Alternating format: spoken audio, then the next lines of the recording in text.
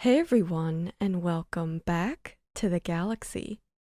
Today, we will be learning about techniques and tricks we can use when working with multiple photos in our compositions. After this video, you will be able to combine photos more naturally to create cool scenes and new compositions. Let's start with number 1, angle. Always be aware of the angle of your photographs. The most realistic combinations will use photos that reference the same angle. For example, this plane photograph was taken from the top down. Which one of these background photos would be more appropriate? Background A or background B? The correct answer is background A, because it was also taken from the top looking down. Background B looks awkward combined with our plane layer. Next up is color balance. Look at our composition. We have a background layer and a subject layer. Do they look like they go together? Not at all. The temperature of light in each photograph is different, making it look awkward. We need to warm up the light in the subject layer to help match the background layer.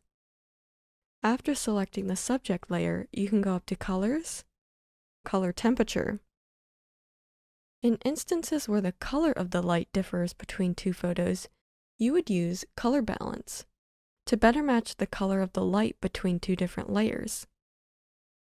After I've opened the color temperature for my subject layer, I will move the temperature bar to the right to create a warmer appearance.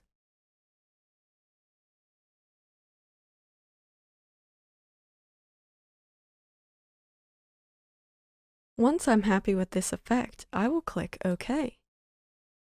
Color balance ties in with our next point, lighting and shadows. Light is an incredibly important detail when photo editing, especially when you're combining multiple photos together. The light sources all need to sync up to give the appearance of a cohesive scene. Before, we edited this subject to line up its color temperature with the background. That's a great first step, but our subject still doesn't fit quite right within the scene because in the subject photo it is day, while the background layer was shot at night. We can go up to Colors, Levels, to darken the light in the subject photo to better match that of the background.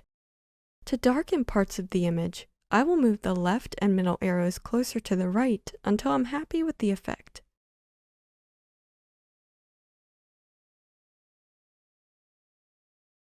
Once I'm happy, I will click OK.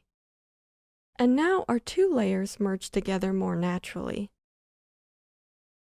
Now that we have fixed the lighting, we can create a shadow to place this photo even more naturally within the background. When doing this, also be aware of previous shadows in your photo. In this background photo, we can see shadows from different objects near the subject, so we want to emulate that. To do this, first make sure your subject layer is active, and then go up to Filters, Light and Shadow, down to Perspective. Unfortunately, this filter does not have a preview option, so it requires some experimentation. I'm going to try to create a shadow similar to the ones already present in the background.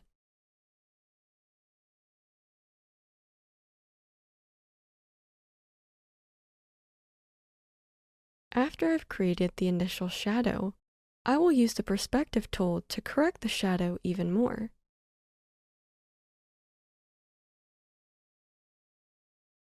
Make sure that the shadow connects with the feet of the person. If not, it will look like the subject is floating.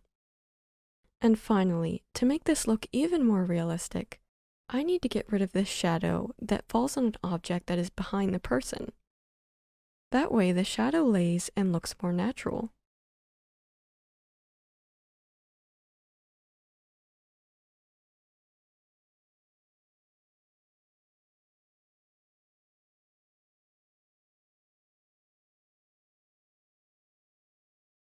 Perspective ties in with angle, which we previously covered.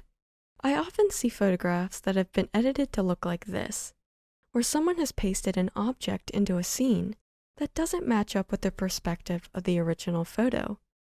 This is an instant way to make your edit look disingenuous. Look how awkward this box looks when placed within this scene. Now let's look at two photos that share a similar perspective. Notice how it looks like the person is interacting with the floor of the background photo. To make this even more realistic, we can create a reflection, which mimics the reflections that are already present. To do this, I will duplicate the person layer and select the bottommost person layer. Next, I will go up to Layer, Transform, Flip Vertically. Next, I will use the Move tool to place the reflection beneath the subject. I'm holding Control on a PC or Command on a Mac to make sure this lines up. Once happy, I will change the blending mode of this layer to Overlay. Next, we have Unbelievable background removal. We all get impatient sometimes, especially when removing the background of a photograph with intricate details. Not doing this correctly can immediately diminish the quality of your edit. For photos with lots of details, I recommend spending time using the Paths tool to get the most accurate cutout. Combining this method with layer masks will allow you to correct your removal at any time and bring back parts of the image you may have decided need to stay. The sunflower on the left was cut out using the Paths tool, and then a layer mask was applied to the selection. The sunflower on the right was cut out with the eraser tool crudely, creating the leftover border.